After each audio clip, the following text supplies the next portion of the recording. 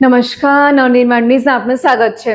હું છું વૃતા બ્રહ્મભટ્ટ. વડોદરાના ગોરવા વિસ્તારમાં રખડતા ઢોર પકડવાની કામગીરી માટે ગયેલા અધિકારીઓ પર 3 જેટલા વ્યક્તિઓ હુમલો કર્યો હોવાની પોલીસ ફરિયાદ નોંધવામાં આવી છે.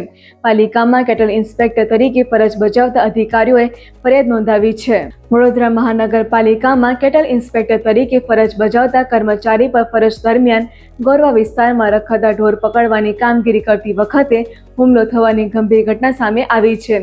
બીએમસીની સત્તાવાર વેબસાઇટ પર ગોરવા સ્થિત નંદનવન સોસાયટીના પેવર બ્લોક પર રખડતી ગાયો બેસી રહેતી હોવાની ફરિયાદ મળી હતી.